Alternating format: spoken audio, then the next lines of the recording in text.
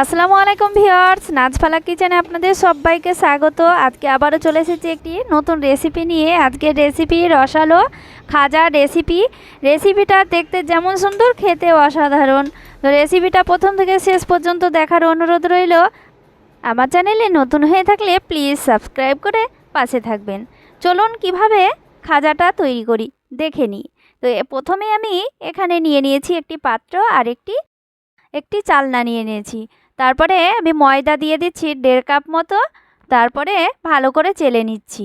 ময়দাটাকে খুব ভালো করে চেলে নেওয়াই ভালো, তো ময়লা থাকে, অনেক রকমের পোকাও থাকে। তো ভালো করে চেলে নিচ্ছি। এই যে দেখতেই পাচ্ছেন, চেলে নিলাম। এরপরে দিয়ে দেব স্বাদ মতো লবণ। তারপরে দিয়ে দেব 4 চামচ মতো সাদা তেলটা দিয়ে খুব সুন্দর করে ময়ম দিয়ে নিব। তো দেখুন, খুব ভালো করে মেখে নিতে হবে।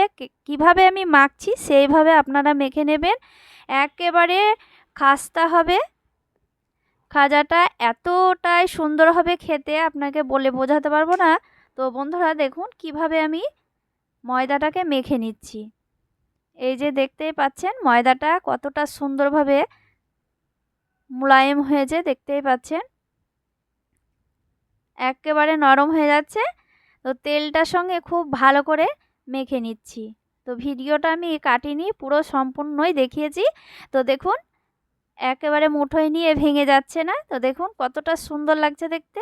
তো এইভাবেই আপনারা মেখে নেবেন। এরপরে অল্প অল্প করে জল দিয়ে একটি ডো তৈরি করে নেব। তো তেল দিয়ে এটা মেখে নিলাম। তারপরে এখানে বেশি জল লাগে না। তো একবারে জল দেবেন না, না তো এখানে পাতলা হয়ে যেতে পারে। তো দেখতেই পাচ্ছেন ডোটা আমি ভালো করে মথে নেব। তো দেখুন এইভাবে ডোটা তৈরি করে নিতে হবে।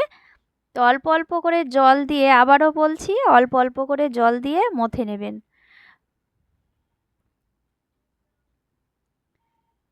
এই যে দেখতেই পাচ্ছেন খুব সুন্দরভাবে মেখে নিলাম। তারপরে ঢাকা দিয়ে দিচ্ছি 2 থেকে 3 মিনিট। তো আর এদিকে আমি একটি কড়াই চাপিয়ে দিয়েছি শিরা তৈরি করার জন্য। তো এখানে আমি 1 কাপ মতো চিনি নিয়ে নিলাম আর একটি এলাচটা আমি ফাটিয়ে নিয়েছি। তারপরে দিয়ে দিচ্ছি 1.5 কাপ মতো জল। 1 কাপে 1.5 কাপ জল দিয়ে দিতে হবে। আমি শিরাটাকে তৈরি করে নেব, চারচেটে শিরা। তো এরপরে আমি দেখুন এইভাবে লেচি কেটে, ছোট ছোট করে লেচি কেটে এইভাবে তৈরি করে নিয়েছি রুটি, পাতলা পাতলা করে। তো আপনারা এখানে বড়ও তৈরি করতে পারেন। তো তারপরে আমি এখানে অল্প করে কর্নফ্লাওয়ার দিয়ে দিচ্ছি। কর্নফ্লাওয়ার যদি আপনাদের হাতের কাছে না থাকে তাহলে ময়দা দিয়ে দিতে পারেন। তারপরে আমি কর্নফ্লাওয়ারটা দেওয়ার পর আরেকটি রুটি দিয়ে দিচ্ছি। তো দেখুন এইভাবে আমি রুটিটা দিয়ে দিচ্ছি। তো আবারও আমি কর্নফ্লাওয়ার দিয়ে দিচ্ছি। তো এইভাবে গোটা রুটিতেই দিয়ে দিতে হবে।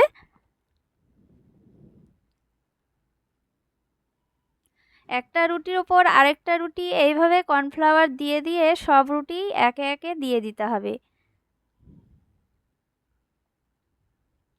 তো দেখতেই পাচ্ছেন বন্ধুরা কিভাবে আমি দিচ্ছি, সেইভাবে আপনারা দিয়ে দেবেন। খুব সুন্দর খেতে লাগে এই খাজাটা। তো দেখতেই পাচ্ছেন সবগুলোই রুটি দিয়ে দিয়েছি।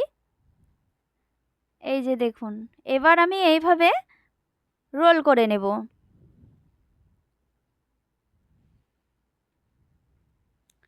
এইভাবে রোলটা করে নিয়ে দেখুন এখানে আমি হালকা করে জল দিয়ে দিচ্ছি। জলটা দিলে ছেড়ে যাবে না। তো দেখুন কিভাবে আমি জলটা দিয়ে দিচ্ছি, সেইভাবে আপনারা মুখটা মুড়ে নেবেন।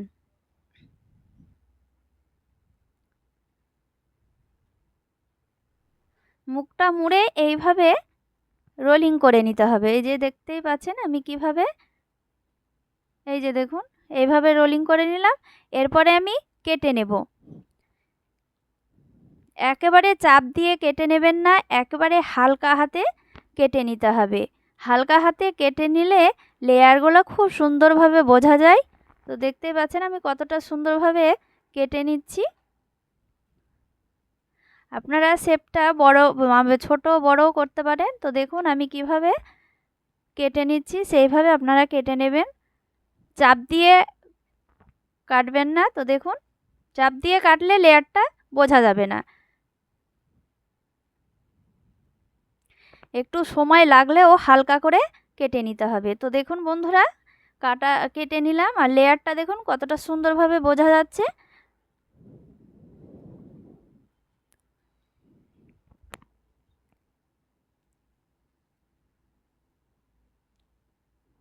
যা আরেকটা কেটে দেখাচ্ছি, দেখুন আপনাদের সুবিধা মতো কেটে নেবেন। তো দেখুন হালকা হাতে কেটে নিতে হবে।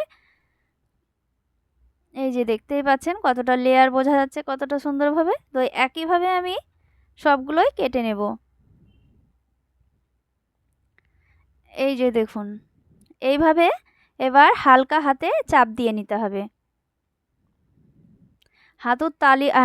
হাতের তালুতে বা আঙুল দিয়ে চাপ দিয়ে নিতে হবে, দিয়ে হালকা হাতে বেলে নিতে হবে। তো দেখুন আমি কিভাবে বেলে নিচ্ছি, সেইভাবে বেলে নেবেন। লেয়ারগুলোও খুব সুন্দরভাবে ভাজার সময় বোঝা যাবে। এই যে দেখতেই পাচ্ছেন, এই যে দেখুন লেয়ারগুলো কতটা সুন্দরভাবে বোঝা যাচ্ছে। তো এইভাবেই আমি আরেকটি দেখাচ্ছি।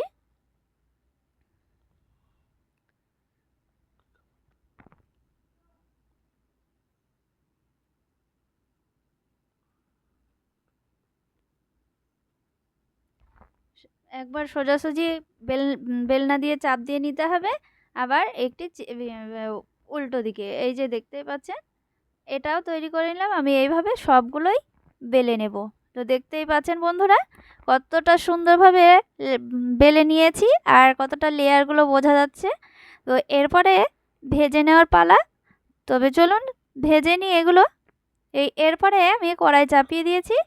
এরপরে দিয়ে দিচ্ছি সাদা তেল। সাদা তেলটা কিন্তু হালকা গরম করে নিতে হবে। বেশি গরম করলে পুড়ে যাবে, তাড়াতাড়ি পুড়ে যাবে, আবার ভেতরটা কাঁচা হয়ে থাকবে। তো একে একে আমি তেলে ছেড়ে দিচ্ছি। তো দেখুন তেলে ছেড়ে দিয়ে হালকা হাতে নেড়ে দিতে হবে, দিয়ে লাল লাল করে ভেজে নেব। এই যে দেখতেই পাচ্ছেন বন্ধুরা কালারটাও আস্তে আস্তে চলে আসছে, আর লেয়ারগুলো দেখতেই পাচ্ছেন কতটা সুন্দরভাবে বোঝা যাচ্ছে।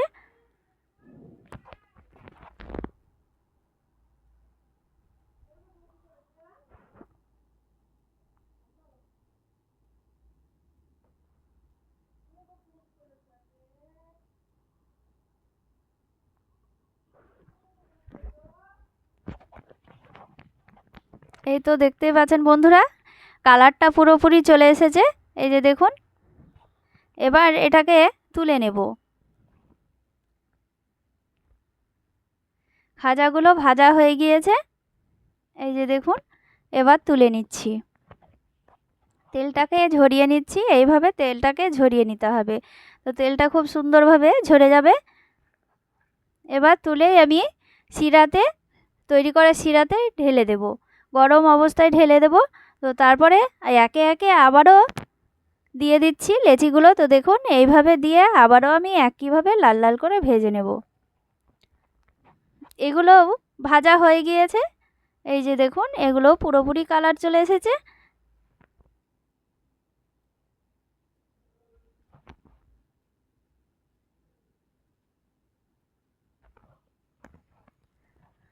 এবার তুলে নিচ্ছি।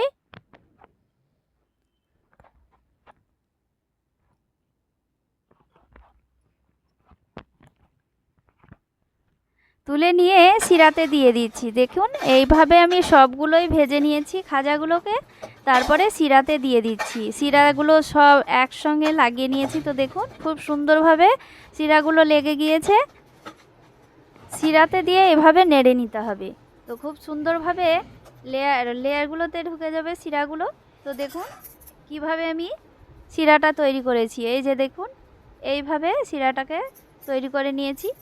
চারচাটা শিরা তৈরি করে নিতে হবে। তো দেখুন বন্ধুরা কতটা সুন্দরভাবে তৈরি হয়ে গেল রসালো খাস্তা খাজা।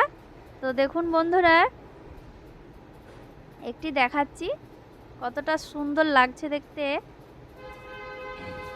আর দেখুন লেয়ারগুলো দেখুন একেবারে রসালো, সব রসগুলো ঢুকে গিয়েছে। তো দেখতেই পাচ্ছেন এই যে দেখুন, আর খেতেও অসাধারণ এই রেসিপিটা। তো রেসিপিটা বন্ধুরা আপনারা বাড়িতে অবশ্যই তৈরি করবেন, আর ভালো লাগলে অবশ্যই লাইক কমেন্ট শেয়ার করবেন। সবাই ভালো থাকেন, ধন্যবাদ।